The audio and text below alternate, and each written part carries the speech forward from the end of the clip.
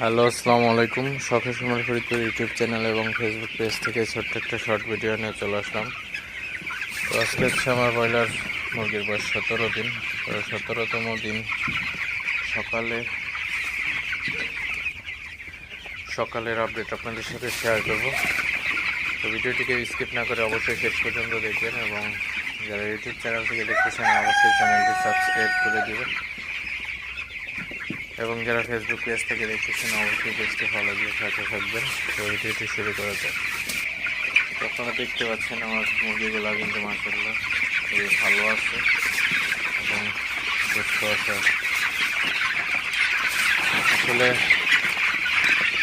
প্রচণ্ড ঠান্ডা থাকার কারণে কিন্তু আমি মুরগিকে কিন্তু আসলে পুরো শেডে এখনও ছাড়ি নাই। তো আজকে কিন্তু আসলে ছেড়ে দিব পুরো শেডে।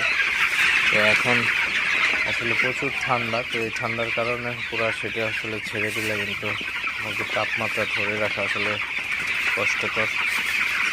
তো ঘরের তাপমাত্রা ঠিক রাখার জন্য অল্প স্পেসে মুরগিকে ছেড়ে দেওয়া। তো আজকে আমার পুরা শেডে আসলে মুরগিগুলোকে ছেড়ে দিব।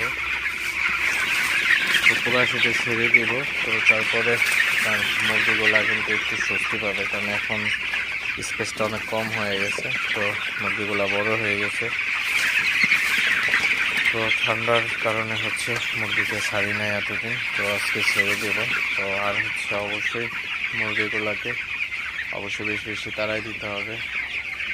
মুরগিগুলাকে যত বেশি তাড়ানো যাবে মুরগিগুলা তত বেশি ভালো থাকবে এবং সুস্থ থাকবে। তো সকালবেলায় মুরগির ঘরের যে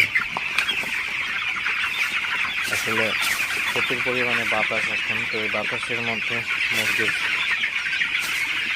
মুরগির ঘরের মধ্যে যে ঘাসটা জমে, তো এই ঘাসটা সকালবেলায় আপনার মুরগির ঘরের সাইড পর্দা উঠাই দিতে হবে। উঠাই দিলে আপনার ঘাসটা আসলে বের হয়ে যেতে পারে। তো প্রচুর ঠান্ডা বলতে বাতাস।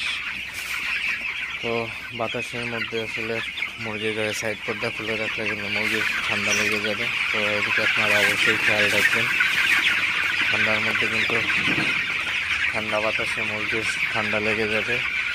তো এজন্য কিন্তু মুরগির ঘরের সাইড পর্দা আপনি বেশিক্ষণ নামায় রাখবেন না, তো 10-15 মিনিট করে উঠাই দিতে পারেন আপনার ঘন্টা 2 পর। তাহলে কিন্তু আপনার ঘরে যদি কোনো গ্যাস জমা থাকে গ্যাসটা কিন্তু আসলে বের হয়ে যাবে। তো যাই হোক, ভিডিওটি